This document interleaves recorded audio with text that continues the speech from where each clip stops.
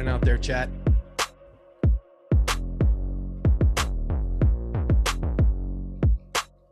Yeah, let me make sure I'm muted and coming in over the top of the show like I did the EMac the other day.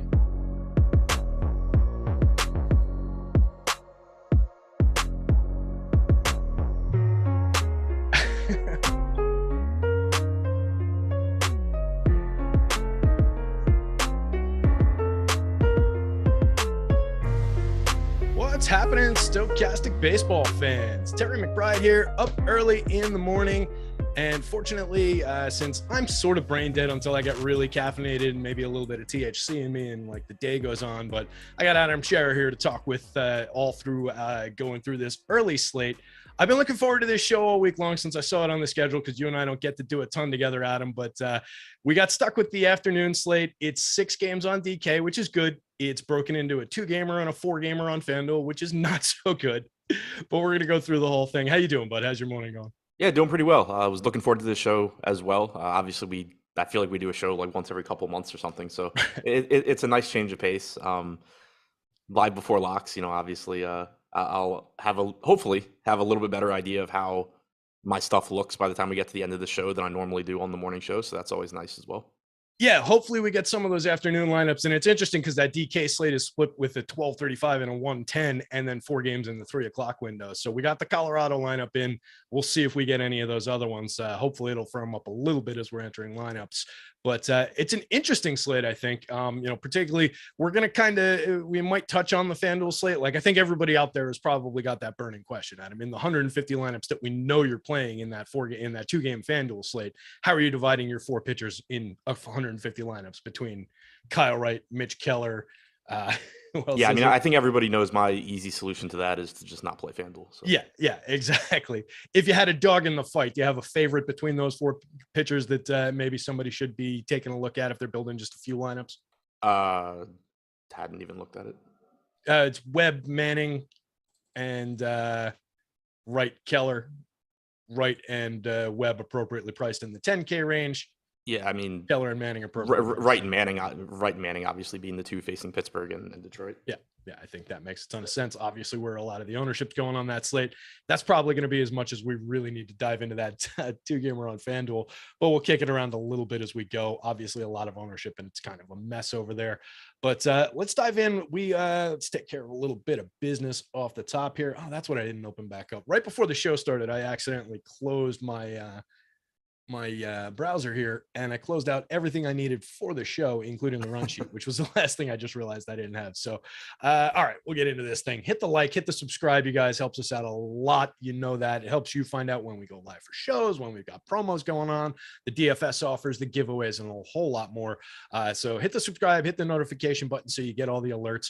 Go to the site, make sure you're checking out all the premium tools and data, the free content today, ownership projections for baseball, PGA ownership projections as well.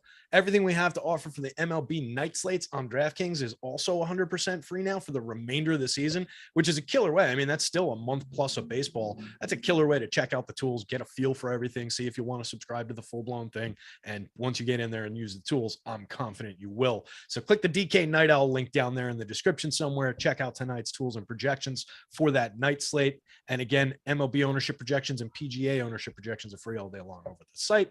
We'll talk about our great sponsor Prize Picks a little bit later on, but Adam, let's dive in for real this time, and we'll start off with that Braves and Pirates game. We've got Kyle Wright on the bump going for the Braves, 4.9 implied run total for the Braves, taking on the Pittsburgh Pirates with a 3.2 implied run total, and Mitch Keller on the hill for the Pirates. Keller dealing with a little bit of shoulder soreness. Not sure what you think about what that might do to his innings limit, but he came out of the game the last time fairly early on. He was also getting hit pretty hard, and it was a typical Mitch Keller kind of a thing where once everybody seems to start talking about him, maybe rounding a corner, he completely falls apart. So curious about what you think about Keller. And then, obviously we've got a little bit more talent on the Braves side. So how are you looking at pitching in this one? Yes, I mean, I think Wright looks pretty good here. We obviously mentioned him a little bit on that FanDuel 2-game slate at the top.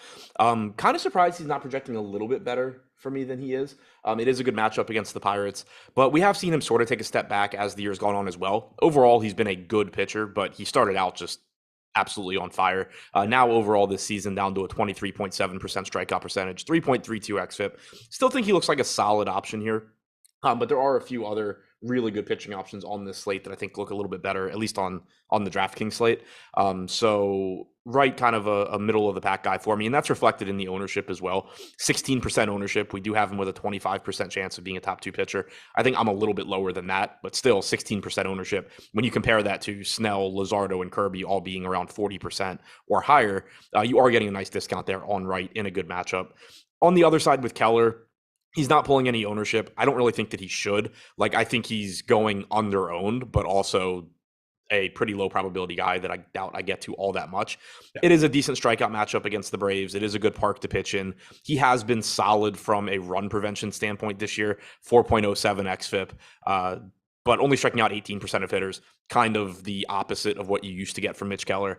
And then you mentioned the shoulder issues. That's not something that I'm overly concerned about, just because, like, if it's an actual issue, you would think the Pirates would not be running Mitch Keller out there for no reason in a late August game.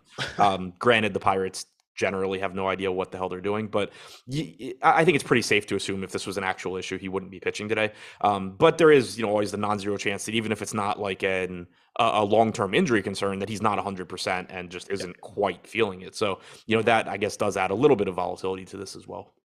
Yeah, and that it could just be the case where, all right, they hit that 5-inning point, even if he's having a good game, they say, all right, let's not just push him into anything unnecessary. We were fine with starting him, but maybe we don't overexert him. Maybe you get that. But I think the bigger issue is, he hasn't really hit that strikeout upside a lot this year, even though it's a good strikeout matchup. It's also an elite offense against right-handed pitching. I just don't see a real need to tangle with that. On that FanDuel slate where he's 8.9% owned and 7,500, 150 GPP lineup, sure, roll the dice a couple times. There's only 4 pitchers to choose from. I think that's probably under owned there. But on DK, even at $6,000 at 1%, he's under owned, but I don't see a ton of ceiling there as well. So does that lead you into Brave stacks? And then do you see much reason for stacking any Pirates here? Yeah, I mean, I think the Braves look pretty good just because they always look good. They're a very high upside offense. They have a 5.7 implied run total here. We did mention it with Keller. He has done a pretty good job limiting power this year. 146 expected ISO to righties, 126 to lefties. Pitching in Pittsburgh, isn't beneficial, or this game being in Pittsburgh isn't beneficial for the Braves either. But it's a 6-game DraftKings slate, 2 games FanDuel slate, tons of power upside here. One nice thing on the DraftKings slate as well is that you do have the Coors Field game. So the Braves are still getting plenty of ownership at 20%. But if you took Texas off this slate and you took Colorado off this slate, the Braves would probably be at an ownership level that was borderline, really difficult to play. Yeah. Here at 20%, I think it's more so in line with where they probably should be, given how good this offense is. And then there's also, keep in mind, there's a lot of good pitching on this slate. So not only are there only 12 teams total, but there's a lot of teams that, not that you're going to just write off on a 12-game slate, but that you're certainly not going to throw into the same category as the Braves in terms of chances of success. Yeah, and it's a lot of pitching that's interestingly priced in like what I would call very fair prices for some of these upside pitchers, where I think you're going to be able to put together a lot of interesting bats today. And that's probably coming through a little bit with some of that Braves ownership where, they're highly owned, but I think they're well worth targeting. And then the bottom of that lineup where you get Vaughn Grissom and Michael Harris, 2 young kids who've just been absolutely raking. It's a small sample on Grissom so far, but over 54 plate appearances, 420, 463, 660. That'll probably come down at 211 WRC plus, but he's a highly regarded prospect, still only 2,500, 8.7% owned on DK at second base, multi-position and 3,400 on FanDuel, only 14% even on that 2-gamer. And then Harris has been just raking all season long. So 13 home runs, 15 steals. We don't need to, go through the full numbers, but 2 guys not to ignore from the bottom, in addition to like Robbie Grossman's down there. You can get away with him. You get away with Eddie Rosario. So top to bottom, interesting lineup for the Braves for me. What about the Pirates side of things against Kyle Wright? Any reason to attack like the ownership there? Obviously on the FanDuel slate, I think you just do it out of necessity, but what about on DK? They're pretty low owned, low single digits. Cheap. So the only thing that kind of stands out about Wright this year is he has had some issues with left-handed bats. He's been absolutely lights out against righties as far as limiting production goes. Only a 102 expected ISO and a 279 expected WOBA there. But against lefties, he has allowed a 188 expected ISO and a 341 expected WOBA. Obviously, you don't have a lot of good bats in this Pirates lineup, but you do have O'Neal Cruz leading off. That's a nice lineup bump for him. He's had his share of struggles at the major league level, but we know that there's all kinds of talent there. Brian Reynolds, 4,500, pretty much always is going to look good at that price point. You have a cheap Rodolfo Castro hitting 6th. Don't hate that. Ben Gamble hitting cleanup. So the left-handed bats on the Pirates, I do think are somewhat appealing, but I think it's more so just lineup filler than a team that I expect to like really heavily target. Yeah, and it's a team, and that's kind of how they've fallen throughout most of the year. If I get a couple three mans of like the Reynolds, Brian Hayes kind of guys, O'Neal Cruz in there, certainly I'll take what I get, but it's never a team I really go out of my way for. I think it's just borne out in the numbers and target them a lot more with pitching. Anything else to say from this one before we bump to the next game, the last game on that early FanDuel slate? Nope. All right. Giants and the Tigers. Logan Webb, solid right-handed pitcher going up against the Tigers, who we know are just completely inept against right-handed pitching. Tigers answering back with Matt Manning on the hill. Interesting pricing for him, super cheap, somewhat highly regarded kid, but has not put it together in any way, shape, or form at the major league level. I assume there's at least some tepid interest in the Logan Webb side, I think, is based on the matchup. Any interest in the Matt Manning side before we dive into Webb? Not too much here. I mean, it's not a great matchup against the Giants. The price tag on DraftKings at 6,400 is reasonable, but like you said, Manning just really hasn't put it together at the major league level yet. He's shown some signs of life this season compared to last season, but that's more so just because last season he was unbelievably bad. This year, 17.7% strikeout percentage, 4.5 xFIP. It's not like he's been good, but he's at least like last year was just one of the crazier like splits that I can remember seeing in a highly regarded prospect who did have some success in the minors and then just was like incapable of getting strikeouts in the major leagues. Now you're at least seeing him just be like a below average strikeout guy as opposed to just like unbelievably bad. Doesn't look like he belongs. But all of that being said, this doesn't strike me as a slate where I'm going to really be looking to get to Matt Manning.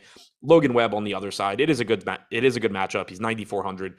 Doesn't have great strikeout stuff, only a 19.6% strikeout percentage this year, but he is a good pitcher overall.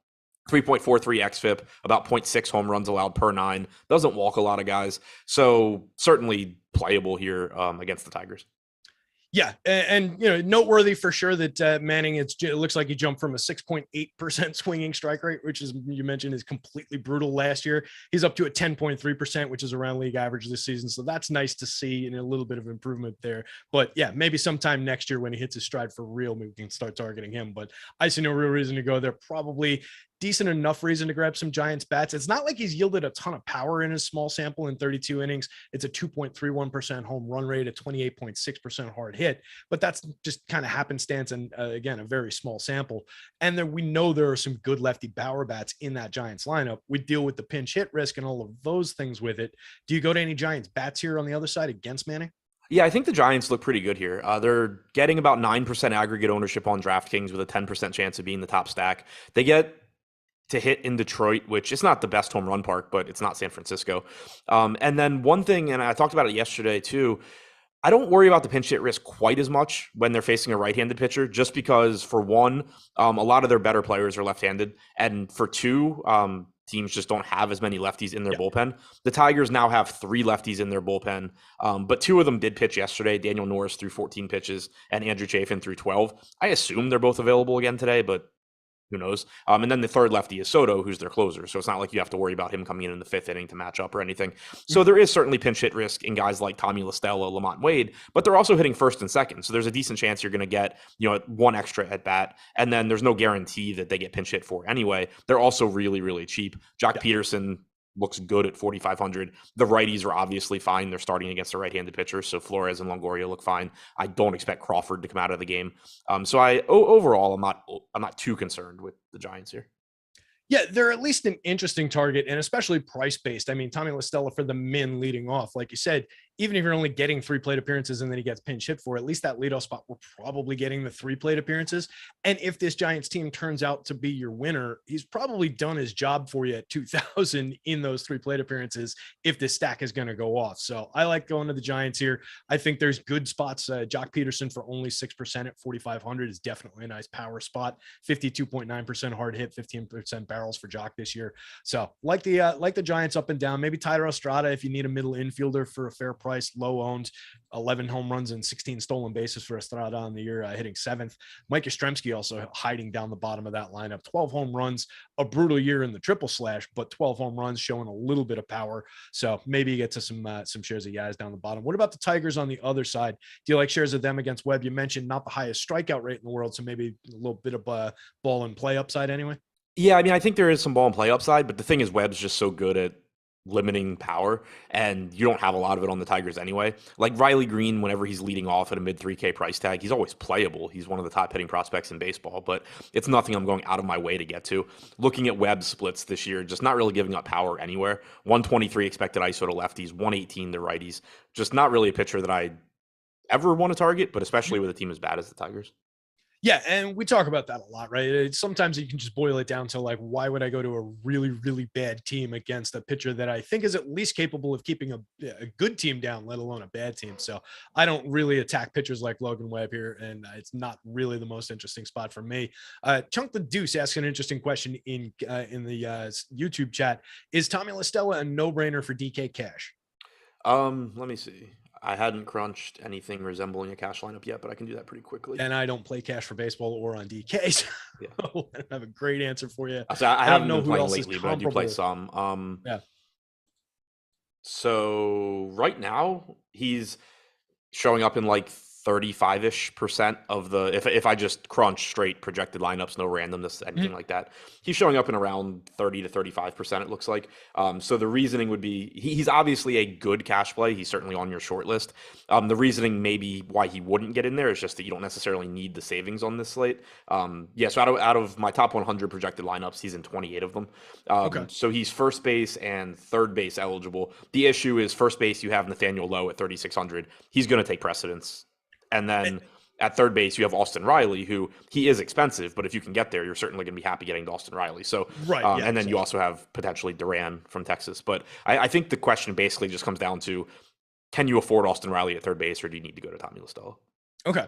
And that's the interesting angle that I was going to kind of look at with that position is, first base, third base are two premium power positions. Usually we're looking to get, decently big bats there. How much does that factor in where you can have a Riley there versus a La Stella, who, if anything, he's a correlation play on most slates. WRC plus of 84 over 164 plate appearances, 2 home runs, a 35.2% hard hit, a 2.3% barrel rate. We know Tommy La Stella is no, major run creator on his own. So how much does something like that factor in, even with him at min price, even with him leading off, versus a more common first baseman, more common corner infield power kind of a play?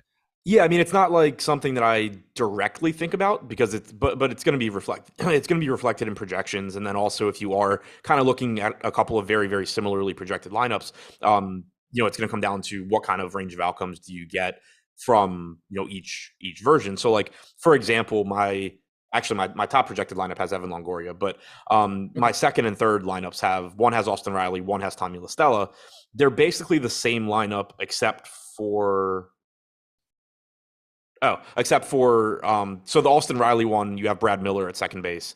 The Tommy La Stella one, you have Marcus Semien at second base. So one thing for me, if I were playing and if we don't have the Texas lineup, you are taking a risk if you go to La Stella if you go to Riley, because there's no guarantee Brad Miller's in the lineup. Like you can be pretty comfortable that Marcus Semien's going to be in their lineup. But other than that, let's assume we get the Texas lineup and that Brad Miller is in it. I still kind of in cash like the idea of getting the 2 leadoff hitters, assuming Semien's leading off, as opposed to like paying up for Riley and then getting an 8-hole Brad Miller. Okay. But in a lot of cases, it looks like it's just going to be a 2v2. Like you can also, I have a highly projected lineup that it has Austin Riley, it has Semien. You have to drop the Miller instead of Corey Seager. So it kind of just seems like if you want to go to Riley, you're likely getting to Brad Miller. Okay. Interesting. Yeah. That's why I love talking through some of the, just the combination possibilities of these things. And I think it's a little bit under discussed when we talk through some of the good plays. It's, there's also the factor of how they fit together, how they access some of the other plays, what they unlock, particularly in a cash combination like that. So I think it's always interesting when you get a weird positional blocker like a La Stella. I think it could be interesting to talk through. So that's some great insight. Anything else to call out from this Giants-Tigers game before I knock out some business and let you build a couple lineups real quick? Nope. That's all from this one. All right, excellent. So let's see what we've got on board here. We talked about the likes, the free stuff, but if you didn't do it already, hit the like down there, guys. It helps us. It's going to make us look good. It's going to make me look good for hosting a show with Adam. We know that Adam gets likes. This McBride guy, we're not so sure about. So, give us a couple extra thumbs out there from me. Jump over to the site, free ownership projections for MLB and PGA. And if you're into getting behind the scenes, checking out the Stokastic promos, we've got a ton of new sports coming up with football starting up, with basketball and hockey not that far off, with baseball continuing. Obviously, we've got golf, we've got NASCAR, all these different sports going on. We have the Platinum Pass, which includes access to every single sport that we have, every single tool that we create, every data point, everything out there is included in the Platinum Pass. And that's really what you guys should be checking out if you're all interested in playing more than one sport. Everything is included in there. And right now it includes projections, ownership projections, lineup builder, top stacks, all these different tools that we talk about on these different shows, the Discord channels, a lot more that I'm not even thinking of right now. So if you're a new Stokastic Plus user, you can get 50% off your first week of that plan or of any other plan. All you need to do is use the promo code MLB Live. That's all caps, MLB Live. Get 50% off your first week of any weekly plan. So if you only want MLB, jump in there, grab that MLB weekly plan. MLB Live is your promo code, all caps, all one word. Use that 50% off that one, but check out the Platinum one. That's really where the money is. So jump over there, check that stuff out. Fantasy Cruncher is not included. That's always a paid add-on, and you can add that easily at checkout. Join Stokastic Plus today, guys. That was a little clunky. Let's see here. We got the next game up on deck. Texas Rangers going up against the Colorado Rockies, everybody's favorite Coors Field. Mediocre team going up against a bad team. Martin Perez going for the Rangers. Jose Urena going for the Rockies. Two low-end pitchers. Nobody's drawing any ownership because it's Coors Field. Big price on Martin Perez on the 4-game FanDuel slate that has a very small prize pool and nobody really playing it. Everybody's cheap everywhere else. Any reason to go to Coors Field pitching in this one out? I don't really think so. I mean, Perez is okay in terms of being a major league pitcher, but not a great DFS guy. 21.5% strikeout percentage, 3.76 xFIP, 2/3 of a home run allowed per 9 innings, but not someone that I'm particularly interested in getting to against the Rockies tonight in Coors. Or today in Coors. Yeah, just the Coors Field of it all. And pitcher, even when he's in a good park, I still have not been comfortable. He's never a comfortable roster, not a ton of DFS upside, but we've all seen him get there for price and ownership in spots, just not a Coors Field play. Even on the other side, same story. So let's talk about the bats then. The Rangers obviously drawing a ton of attention on the 4-gamer on FanDuel, on the 6-gamer main afternoon slate on DK, for obvious reasons. It's, decent upside ball club. A lot of low prices if it comes through with the projected version of the lineup that I have. We've got Cole Calhoun for the dead minimum, Brad Miller for the dead minimum, Leo Taveras at 2,800, Ezekiel Duran at 25, and then some cheap bats among the actual good players up at the top of this lineup. So how much you looking at the Rangers here? What are you doing with the Coors Field of it all in terms of where you're going to be versus relative to the field? Yeah, I mean, I think the Rangers pretty clearly look like the top stack, at least in terms of chances of success and value. Like you said, we don't have the lineup yet, but there's very likely to be some cheap bats here. We have them with a 17.2% chance of being the top value stack. That's second behind the Tigers, but their top stack percentage is 6 times higher than the Tigers. So pretty clearly the top stack there. Also the highest owned stack at 29%. You have Semien, Seager, Garcia, relatively expensive, not even overpriced for a matchup with Urena and Coors, but just at least reasonably priced. But Nathaniel Lowe is, from a value standpoint, a free square at 3,600. Jonah Heim's going to look like a top catcher option if he's in at 4K. Calhoun should never be 2K anyway. Certainly shouldn't be 2K in Coors. Taveras is cheap. Miller has power at 2K. So this is, again, just going to be a road team in Coors that offers a ton of value. And you kind of just have to figure out how to navigate the ownership, because there is a lot of ownership here, but they're also not only the top projected plays. Like it's one thing, it's a lot easier to just get away from popular hitters when they're popular simply because they're the top projected plays, but you have to pay for them. Mm-hmm. When not only are they the top projected plays, but they're making the rest of your lineup look better also, it becomes more difficult to get away.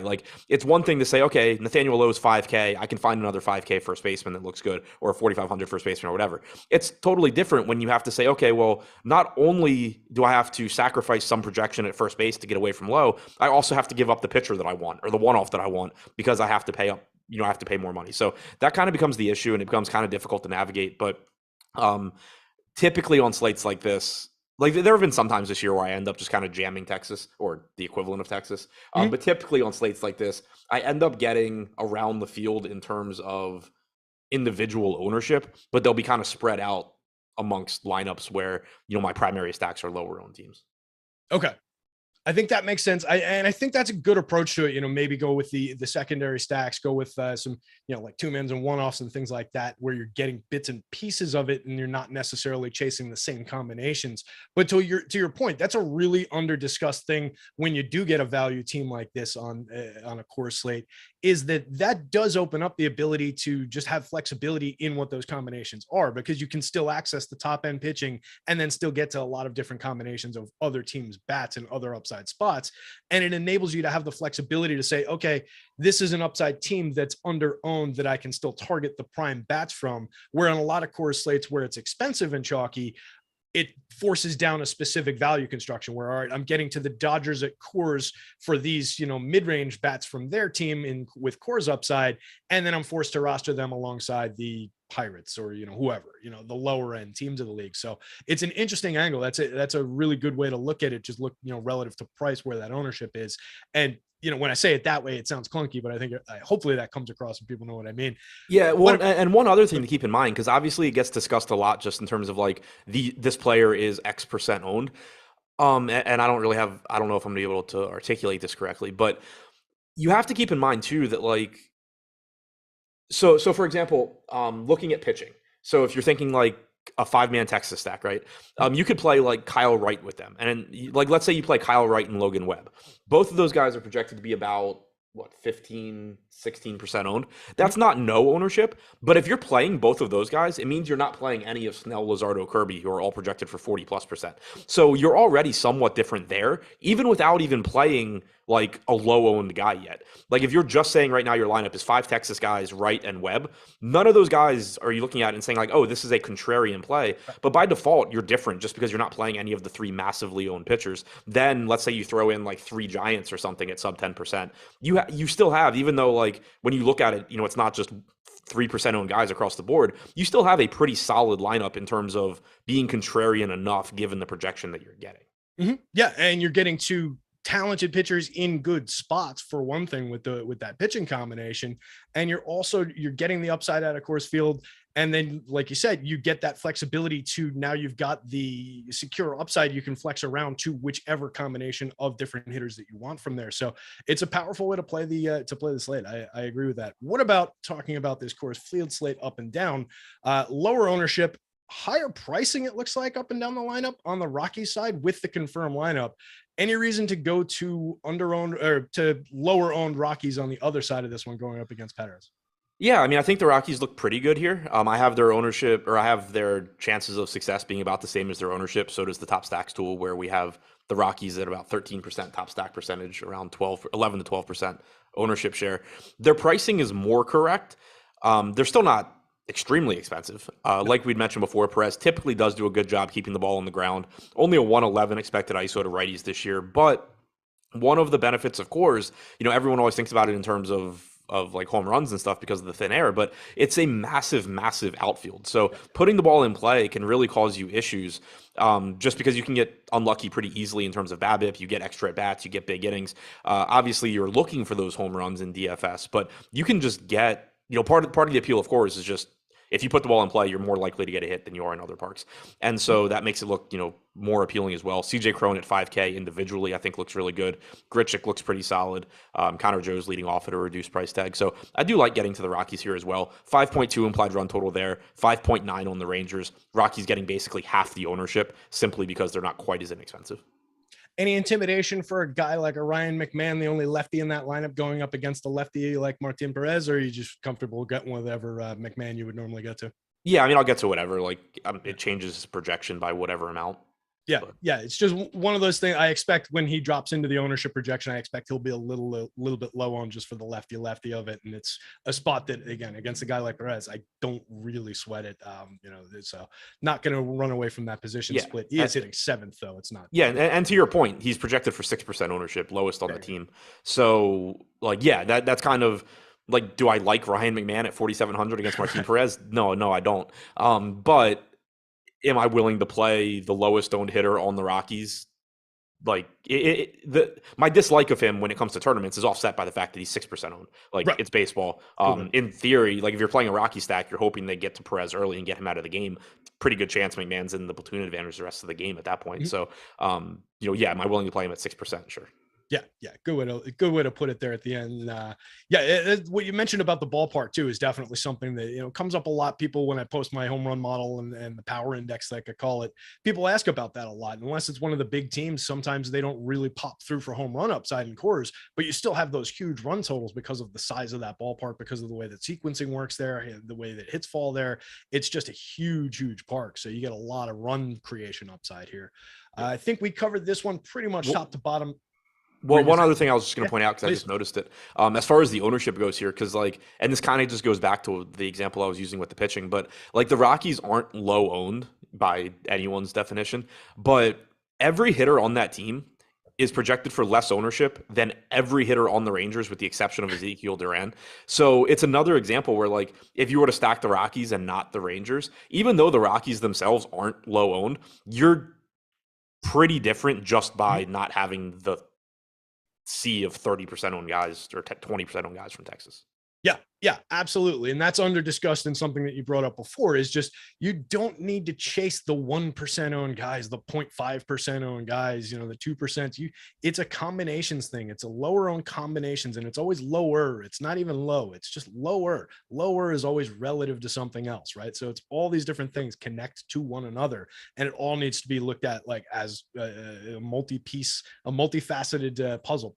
Let's put it to end it on a clunky point and move the show on. Let's do that, Tara. All right. I'm going to knock out another piece of business while I'm stuttering over here. Let's see. Prize Picks. Perfect. We'll talk about our great sponsor, Prize Picks, for a minute. Daily prop-based contests. They're a great site to play if you live anywhere, but if you live in a place where they don't let you bet on sports, but you can play on Prize Picks, it is a perfect way to get your prop bet fix in. It's such a fun site to play on that I really wish I could play on it in New Jersey, but I love when we get to talk about it on these different shows. Everything is prop-based. There's no sharks, there's no optimizers, and no mass entries. You guys are picking a card of 5-player lineups, and if you hit all 5 of them, that can win you up to 10 times your entry fee. But even better than that, it's not like putting together a big parlay card where if you miss one, you've gone completely bust for the night and sorry, Charlie, move on. You can get money off of a 4-hit win. So it's a really good spot to go to. It's a really good place to invest your money. We've got a promo code going on with them. Promo code AWESOMO, still the old name of the site, all caps, AWESOMO, for a $100 first match deposit bonus over at Prize Picks. Jump over there. The app is available in the App Store or on Google Play, or if you just go to prizepicks.com, it's pretty easy. And you can even string together multi-sport entries. You can go across different sports. If there's a couple things you like for baseball tonight, if there's a couple things when there's a preseason football slate going on, or maybe something for PGA, I think that's starting up tomorrow probably. So a lot of different things to go on Prize Picks. I'll pull them up real quick here. I can jump in and didn't do this before the show because I like to do it on the fly and put it under pressure. Adam, what would you say to a Mitch Keller 4 strikeout prop? Oh shit. Not what I have in front of me. Off the top of my head, I like the under. I like the under as well. I don't think he's getting anywhere near the innings he would need in my model here to get to that. Yeah, I got him at 3.5. So I like the under there. And did you have one in mind that you're looking at on Prize Picks? No, I didn't. No. All right. So let me jump over here and I'll do a where's the let's look at hitter fantasy score. A guy you brought up before as a pretty interesting infielder for the Braves, Austin Riley. What do we think about an 8.5 hitter fantasy score for him? I believe it's FanDuel score. I think it's DraftKings scoring for the hitters. Is it DK? I think it's DK for the hitters and FanDuel for the pitcher. Oh, okay. If that's right, I like the over for Riley. Well, either way, I like the over, because if he's over on DraftKings, he's certainly over on FanDuel. All right, there we go. There's a couple off the top of the board there for the Prize Picks that'll be on that first slate of games going through. And let's see, is there anything else to talk about? Hit the like, hit the subscribe, make sure you're doing all those good things out there, guys.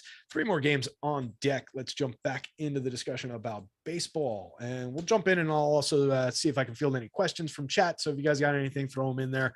We're happy to take your questions. Marlins against the Athletics, ugly baseball. Jesus Luzardo, though, excellent young pitcher, going up against a really bad A's team here, so that's an interesting spot in my mind. Cole Irvin, a lefty, going for the Athletics against the Marlins, also a bad baseball team, but I don't really think as much of Irvin here. Am I missing something with Cole Irvin? And then just take the ball and run with it for Jesus Luzardo. Yeah, I mean, I don't think you're really missing anything with Irvin. It's just it's a cheap price tag in a good spot. Only a 3.6 implied run total for Miami. Irvin is basically just whatever as a pitcher. 4.35 xFIP, 16% strikeout percentage sucks. Doesn't walk a lot of guys facing Miami in Oakland. So like I get why he's getting the ownership. He's like the only value pitcher that we're projecting for ownership whatsoever. And a big reason for that is, I mean, you're talking about Matt Manning, 2 pitchers in cores, Mitch Keller against the Braves, Cal Quantrill against the Padres, Anibal Sanchez against the Mariners. Like when those are the options, and then the other one is Cole Irvin against the Marlins, I understand why he's getting ownership. Ideally, I think I just sort of get to other pitchers, but if you need savings, I think Irvin makes sense. But obviously the guy that you're going to be really excited about here is Luzardo. Former highly regarded prospect for the A's. Didn't really work out there. They sent him to the Marlins for half a season of Starling Marte. He has put it together, 31% strikeout percentage, 3.15 xFIP this year. Still only $8,500 taking on the A's in Oakland. Really good spot. Right-handed heavy Oakland lineup shouldn't be much of an issue for Luzardo. Still has a 30.5% strikeout percentage, 139 expected ISO, 283 expected WOBA against right-handed hitters this year. Luzardo to me looks fantastic. Yeah, nothing bad to say about Luzardo. When he's healthy, he's a dynamite pitcher with a very, very high strikeout upside. And that price just seems awfully low for a matchup against the Athletics here on the DK slate. So I think that ownership totally justified. The Cole Irvin spot on FanDuel on that weird 4-gamer is just 8,600, drawing 14% ownership. I get that, you're pulling Wright and Webb out of the pitcher pool, really thinning it out. But man, that is tough. 14% at 8,600 on that slate. I don't love that spot. That might be a spot that would lead me toward grabbing some of these Marlins bats. They're growing a little bit of ownership, but it's not like it's a good lineup, but there's a little bit of pop. There's a lot of righties in that lineup too. So you can throw a wave of righties at Cole Irvin. Any reason to go to the Marlins here on the DK side of things? They're very low on, very low priced at least. Yeah, I do think they're going a little bit under-owned here, just because Irvin's not a great pitcher. Obviously, this lineup sucks too, but it's only a 6-game slate. And kind of like I said before, there are a lot of good pitchers on this slate. Like, I think it's going to be more difficult to make cases to go, not that you can't in tournaments, but like, it's going to be more difficult to make cases, I think, to go up against, Blake Snell or Logan Webb or George Kirby, like actual good pitchers, or even Luzardo on the other side of this game. Miami, you do get a very cheap Brian Anderson who looks legitimately good at 2,500 with multi-position eligibility. John Birdie gives you some upside, although he hasn't been running as much lately, and you do have a left-hander Irvin on the mound. But Aguilar, if he's in the lineup, is cheap. Rojas is cheap. Encarnacion's 2K flat. So it's a really inexpensive offense. You can use them either to balance out more popular teams or more expensive teams, or you could just 5-man stack them, be contrarian there, and then play whatever else you want. So I'm certainly not excited about Miami. I don't think they have a particularly high chance of success, but I do think they're going a little bit under-owned here. Yeah, and some just, weird, cheap power bats potentially with Gerard Encarnacion, Peyton Burdick toward the back end of the lineup if you want to get really weird about your lineup. So There's some strange bats to chase depending on what lineup. And for whatever it's worth, I mean, Irvin does have a 224 expected ISO and a 340 expected WOBA to righties this year. Again, that's expected numbers, so the fact that he's playing in Oakland does matter. Like, you're probably going to continue getting a bunch of flyouts to the warning track, but it's not like he's been lights out against right-handed hitters. I'm certainly not upset. Yeah, and just in the overall, I mean, 41.2% hard hit, 10.4% barrel allowed, over 135 and a third. Even with the playing in Oakland factor, a 3.15% home run rate, that's not egregiously bad. But if he was playing in a lot of other ballparks, it'd probably be a hell of a lot higher. So it's definitely a reason, I think, to target him with some of those righties, at least, a little bit over the field, maybe, especially where they're cheap as an alternative value stack. What about the A's? I rarely get to this team. I grab, maybe shares of like a Sean Murphy here and there, but overall, I don't love this team. Maybe a little Seth Brown, but top to bottom, do you go to A's stacks, or is it a team you're looking at maybe drawing against the ownership of the Luzardo side of things? I have a pretty tough time wanting to get to Oakland. I do think they're also going under-owned in like the strictest sense of the Sure. word. But I think a lot of that too is also, like you said, you have Sean Murphy. You also have Shea Langeliers, who is the same position as Murphy, which is really annoying because they're two of the only hitters that you actually want to roster in that lineup. You do also have a 2K Chad Pinder, like that middle of the order. But again, like on DraftKings, you can only roster one of the catchers. But some combination of Murphy, Pinder, Langeliers, like that's fine. But Luzardo is a really good pitcher, and like if you're talking, you're basically talking about two bad offenses in a bad hitter's park. At least one of them is facing a pitcher who's very mediocre as opposed to a very good one in Luzardo. Yeah. Yeah, and it just all boils back down to that. I just don't like going to terrible hitting against a really talented pitcher, even if I'm not getting completely overweight to Luzardo shares. It's not like I really want to draw down against him. So I wouldn't tell anybody they were totally making a mistake. Like you said, it's it's mathematically underowned, I guess, but not something that's overly them being mathematically underowned still doesn't really make them appealing for me. So it's not a spot I would really be chasing, but you nailed all the hitters that I would have any kind of interest in. Let's see. Let's jump out of this one. We can go over to the Nationals and the Mariners. You mentioned one of the interesting pitchers in this one. I totally agree. I think George Kirby going for the Mariners against this Nationals team for the home team, definitely very interesting. On the other side, Anibal Sanchez, not drawing any ownership whatsoever, 5,500, 6,500 on the FanDuel slate, not drawing any ownership, 1% or so on both sites against a pretty good Mariners team here. Any reason to look at Anibal Sanchez, and then how much George Kirby are you going to? I mean, the reason to look at Sanchez, I guess, would just be that it's a 6-game slate. A 6-game slate. He's not getting any ownership. He's not any good. Is there, any reason to have any faith that No. that idea might come through? No, I mean, 17% strikeout percentage, 5.2 xFIP, 2.8 home runs per 9, double-digit walk percentage. Facing a Mariners team that is solid offensively, the park is good for pitching. That's the nicest thing I can say about Anibal Sanchez, and it's only tangentially related. All right, so let's look at George Kirby, who also gets that little park bump here. 9,000 both sites, drawing mid-30s ownership on FanDuel, over 40% on DK. Seems pretty worth it here against the Nationals lineup that's just pretty inept, pretty anemic here, outside of maybe a little power upside from Nelson Cruz's and Luke Voigt's in small flashes, but nobody really to fear here. How much George Kirby are you getting to for a very fair price? Yeah, so I'll have a really good answer to that in a second because I just finished crunching my lineups. But I do like Kirby. Like, I think he's going a little bit over-owned, but that's the case for all of the pay-up guys, and that's pretty much always going to be the case. Mm-hmm. But it is a good spot, 2.7 implied run total for the Nats. Not a ton of strikeouts in the lineup, but good park to pitch in, 24% strikeout percentage for Kirby. I do have him as the second highest projected pitcher on the slate.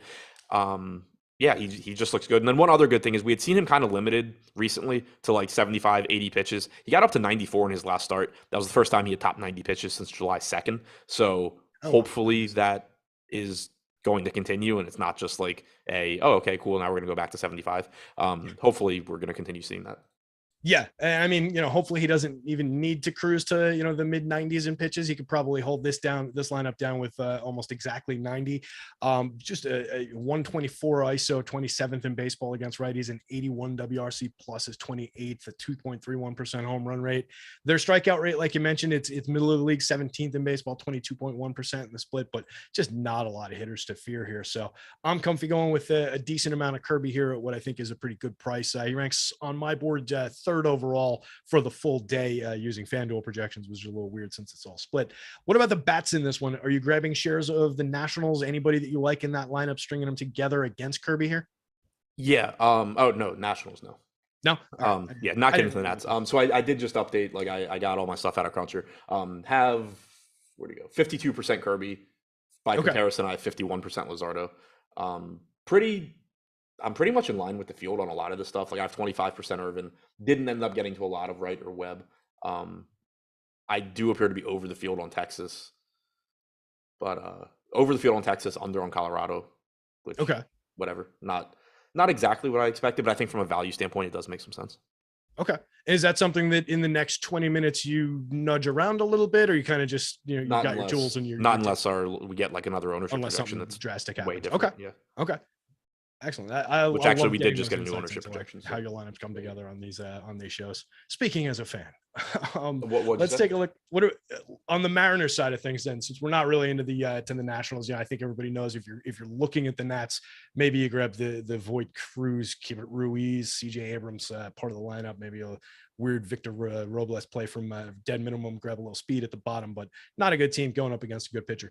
What about the Mariners side of things, where they're getting, mid-range kind of ownership? They're looking, not like one of the top teams, and all coming in at a very fair price, except for Julio, who's at a $6,000 price and still drawing 18% popularity on DK. What are you doing with the Mariners there? Yeah, looks like I'm coming in around the field, maybe a little bit over. We have them in the top stacks tool at about 10.5% aggregate ownership. I have them at like 12.5% in my own exposure. So slightly over on them, but pretty much in line with the field. I do think it's a good spot against Sanchez. The issue is that the park isn't great, but 216 expected ISO to righties, 389 expected WOBA, 145 expected ISO to lefties, 278 expected WOBA there. But Julio Rodriguez obviously looks great. The pricing on Winker, Haniger, is fine. Santana's really cheap. Ty France has power from the right side, as does Suarez. So I do like the Mariners here at modest ownership. Yeah, definitely. And getting to like a Suarez for 4,800 and under 10% ownership, even with some of the guys going in the upper to mid teens around the Mitch Hanigers, the Julios, it's easy enough to offset it. I don't mind getting to JP Crawford at shortstop for 2.2% ownership and 3,300. Cal Raleigh, a lot of bat on ball, a lot of solid hard hit, 14.4% barrel rate, 42% hard hit, 18 homers and 312 plate appearances for a catcher. Still only 3,800 and going 10.1%. Sign me up for some of that if from the bottom of the lineup you're going up against the pitcher that I do not think all that much of. 17% strikeout rate, plenty of contact available, plenty of power upside available. In his admittedly small 35 inning sample, Anibal's got a 7.19% home run rate this year. That's high. So I think you can definitely target that with some of those Mariners bats here. We can jump in and let's talk real quick, Mike, if you got the Hall of Fame ready to go there, we'll talk a little bit about the Stokastic Hall of Fame. Fantastic. I don't know if the people heard you out there, but that's Mike doing some hard work behind the glass.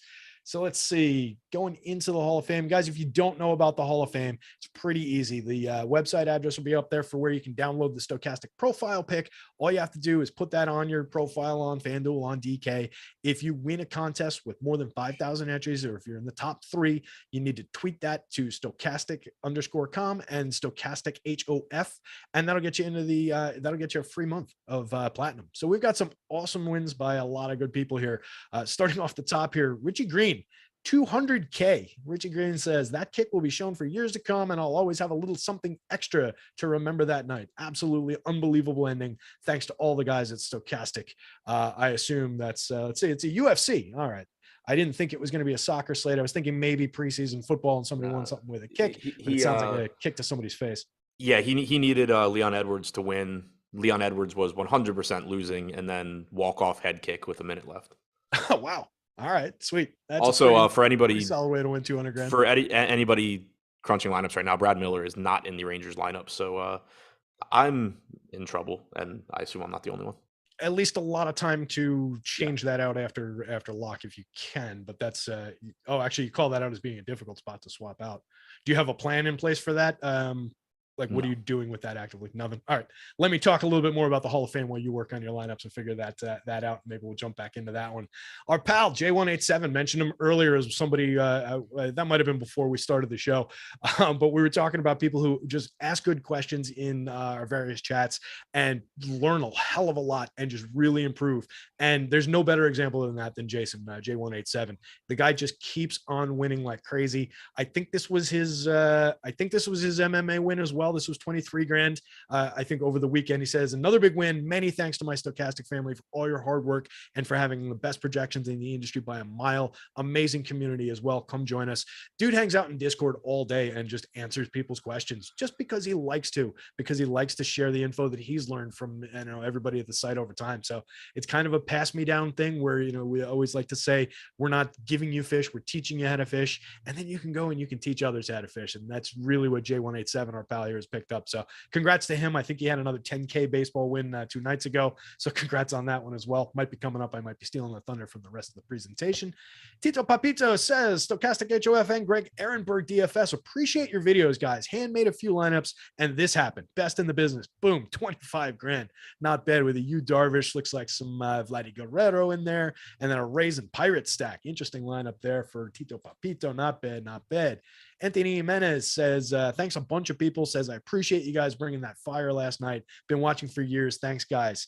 Third in the MLB relay throw for 10 grand. Not too bad. Congrats. Rosso Music, yeah, boy is back. First big finish of the season. Preseason is perfect practice. 2 fire emojis. Then he says, I have to update my icon. Bernhardt over Ritter would have been a takedown. He's crying about that, but he still won 5 grand. So that's not too bad. Congrats out there, Rosso. And last but not least on the board, Justin Tope, 4 different screenshots, 2,000, 5,000, 1,000, 5,000. That sounds like a 13K day. Not too bad. Can't say enough about the tools and projections you got with Stokastic. Took down 4 MLB single game contests on FanDuel in 2 days. Thanks for all you do. Thank you for tweeting that out, Justin, to the Hall of Fame. Everybody who gets in the top 3 in a 5,000 person or more contest, send those results to those handles on Twitter. I'm not going to read them again. And you can cash in your free month of platinum. Congrats to all the winners. Those are awesome to see. Adam, you have a Brad Miller plan yet?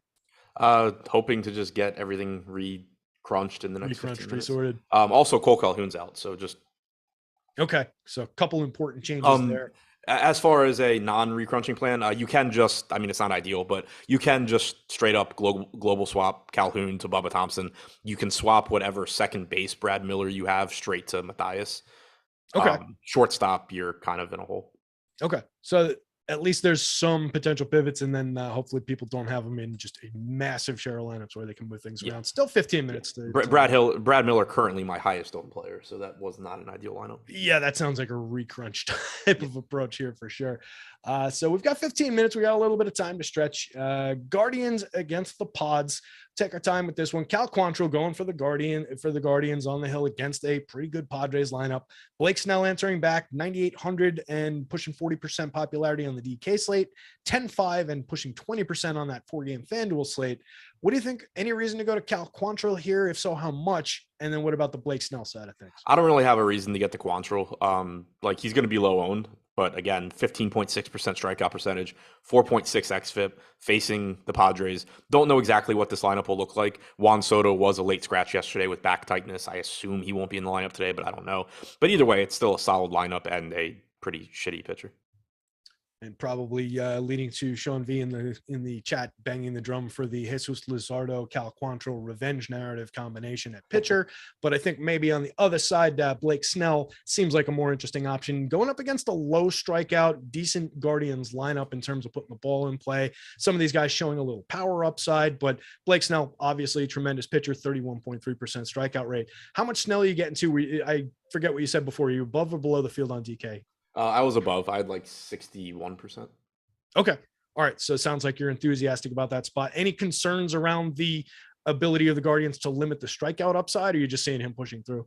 Yeah, I mean, there's concern just in that I wish that they struck out more, but still a 3.3 implied run total, still a reasonable $9,800 price tag, highest strikeout percentage on the slate by a slim margin over Luzardo at 31.3%. So I don't have like a strong preference between Snell, Luzardo, and Kirby. I expect to just get a lot of all of them. A lot of them all. And how much of that is in combination with one another in those DK lineups? Like how much of those shares do you have any insight into that? Might be able to answer that. Yeah, if it's difficult to answer, don't sweat it. So in the lineups I had made previously, 44% of my Blake Snell lineups had Luzardo, another 38% had Kirby. Okay. So that's like the bulk of them are combinations. Okay. I like that approach. I think you're getting a ton of upside there, obviously. On the other side of that one, if you're drawing that many shares of Blake Snell, does that lead you into any hedge stacks, any insurance stacks of Guardians around some of the more premium bats in that lineup? I basically have no Cleveland. If you were going to go there, I think you're looking Rosario, Ramirez, Gonzalez in particular. Yeah, for sure. Jose Ramirez, anytime you can get him under 10% owned, I really, at any price, basically 5,600. Yeah, it's expensive, but we've talked about a ton of value. So there's plenty of spots to dump that off. Obviously, he's a guy who puts the ball in play tremendously. 23 home runs on the season, 14 stolen bases, pushing the league lead with 100 RBIs, 47% better than average creating runs. Love Jose Ramirez, but I think there's a lot of interesting bats around him, like Ahmed Rosario, 4,700, 1.6% owned. Oscar Gonzalez, 1.4% owned for 3,500. That kid's got a decent amount of pop in that bat. 306, 332, 472 with a 127 WRC plus, 4 home runs on the season, over 202 plate appearances. A little bit of Josh Naylor. If he's in there lefty, it's not my favorite spot. You get Andres Jimenez. He's another lefty, but he's showing a ton of upside lately. 15 home runs, 15 stolen bases, over 404 plate appearances, 309, 375, 501 on the season. Really nice year. They're showing a lot of return on that Francisco Lindor trade all of a sudden now. Both sides seeming like they're winning out on that one. Looking at the other side of this, the Pods going up against Cal Quantrill. You mentioned very low strikeout rate. Kid's got a 4.55 xFIP, a 1.22 WHIP. Too many guys on base. Padres, drawing minor attention. Obviously, price around Manny Machado, a little bit on Brandon Drury and Josh Bell, but a lot of easy to get to bats in that Pods lineup on both sides. You going to Padres shares here against Quantrill? I think they look pretty good against Quantrill. The issue I think I'm having is just the pricing, because there's like on a lot of teams, like sure, they're more expensive than Texas, but it's not by a wide enough margin that it matters all that much. With the Padres, it's a little bit different. Soto, assuming he's not in the lineup, does obviously make this lineup less expensive. It also makes it less good. But 6,200 on Machado, combined with 5,500 on Drury, combined with 5,100 on Josh Bell, can be kind of expensive. Then, Cronenworth's 4,500 as well. But they are a little bit cheaper. Again, if Soto is not in this lineup, Will Myers is cheap, potentially hitting them, but in around like sixth in this order at 3K. Yeah. There's some interesting enough bats. These are the guys that I was kind of pushing to the side and saying, well, I don't really love this lineup before, like the Sotos and the Brendan Drury's and the Josh Bells of the world joined this lineup. Now I like those bats a little bit better because they come typically in tow from getting to stacks of those other guys. But no Soto in the lineup obviously does drag it down, but definitely changes the cost paradigm of getting to them. So I think it's an interesting enough spot, low owned, but I don't totally love putting too much faith in a guy like Jurickson Profar, who's probably going to be up toward the top of the lineup. 245, 344, 395 has flashed odd spots of interesting upside. His created runs 15% better than average. Give him that credit, but I still don't fully believe. Just a guy who puts the ball in play and seems to come through and get a little bit lucky from time to time. But I think he's at least interesting enough for low 3% ownership, mid 10% ish on the FanDuel slate. So it's a stack you can get to against a pretty weak pitcher. Overall, as we're looking at it with 10-ish minutes to go before with the slate locks here, favorites stack of the day on the DK 6-gamer. It's a cop-out, but favorite non-course stack of the day on the DK 6-gamer. It was Atlanta for me prior to recrunching. I don't know if it'll still be the case, but kind of assume it will be. Okay. And I think that makes a ton of sense. We talked about that, just how good that lineup is against right-handed pitching. And of course, all Mitch Keller's struggles. Atlanta, for all their strikeouts against righties, they're 29th in baseball with a 25.4% strikeout rate, but they're still first in baseball with a 4.18% home run rate, third with a 193 ISO against righties. So tremendous power upside there for Atlanta, and they weren't really drawing the attention that they probably deserve. So I do think that's a really interesting spot. Obviously, they're getting a ton of attention if you're playing that stupid broken 2-game FanDuel slate, but I think it does make sense to dump some shares into them over there and just mix and match. If you're playing that 2-gamer, certainly mix and match some lineups, get to some weird combinations. Feel free to draw shares of some hitters against your pitchers. Don't go like full man 4 stacks against your pitchers, I don't think. But if you're rostering 2 hitters against a pitcher on a 2-gamer, I have no issues with that. Leave a ton of money on the table. Any thoughts for how to get different on a 2-game slate on? I typically cap it at 3. So what I normally will do is I'll set it to 3, a max 3 hitters against my pitcher, but I'll also just use like the auto group creator rule or whatever they call it in Fantasy Cruncher to just take like 10% off of all hitter projections against the pitcher. So like it doesn't go crazy throwing those in, but like on a 2-gamer, I'm not too concerned about it because you can still very easily you can have a pitcher give up a 2-run home run to your guy and then still be one of the top 2 scoring pitchers because there's only 4 pitchers. Yeah, or absolutely. Top scoring pitcher on FanDuel, I guess. But you can see that come through for sure in a lot of these different slates, and even on bigger slates from time to time, you see a guy, he gives up 3-4 runs early, and then well, let's say 3 because you need the quality start if it's FanDuel. Gives up 3 early, and then he still comes through and has a decent game. So the 4-gamer on DraftKings last night was a good example of it. Zach Logue scored like 20 points at 5,400 on the night slate, but Brian Anderson also went absolutely nuts. And I don't think you could really win without Anderson. Right. So you get that upside out of the guys. That's an interesting way to do it, though. What you said about FC, I hadn't really thought about doing that because something that I do think tends to happen when I play those slates, if I'm doing my normal sorting process, is I will get too many lineups that have that feature in it, because typically you'll get in that one-off spot, you'll get one of the premium bats that's going up against that pitcher. Right. So naturally it'll inflate like how they land in the sorting process if you're using like projection, power upside, different things like that in the sort. So that's an interesting way to do it, to just knock down how frequently it'll happen and reduce. Yeah. And so like I don't have a way to do it specifically in my sorting process, but when I do it in Cruncher itself, I just assume that's not just down enough. Fewer chances is obviously going to limit it. Yeah, that's a really interesting approach to that. Let's see.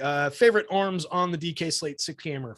Favorite pitching combination. Let's say that. Really boring there. Kirby, Luzardo, and Snell. Okay, and then our top value pitcher, is it the Irvin. Uncomfortable Cole Irvin? Yeah. Comfortable, no, but the uncomfortable. Yeah. Yeah, definitely not a fun spot to play, but I think it makes some sense. And I mean, if you've got extra shares, I think maybe you spread them around to some of those other value pitchers and just hope you get lucky and you box out some of that field. But there's not a lot of upside in the Matt Mannings of the world, certainly the Coors pitchers, the Anibal Sanchez's of the world. It's kind of a straightforward pitching slate. I think you hit it pretty much on the head there. And with that, I think we can probably give you 5 minutes to work with your lineups here. We don't need to push it all the way up to lock. Guys, we really appreciate everybody hanging out. If you check out the site, we've got free MLB ownership today, free PGA ownership going into the big slate tomorrow. We've got shows coming up, MLB Deeper Dive 5 to 6. That's going to be Alex and Adam's coming back for that one. Should be a great show. I'll be tuning into that. Then right after that, MLB Live Before Lock with Greg and Neil. And then following that up, 8 p.m. PGA Live Before Lock with Ben and Jeff. So pretty loaded day of content. Make sure you're tuning in for everything. We appreciate you guys. Good luck out there. Hit the like on your way out the door. We appreciate you. Thanks.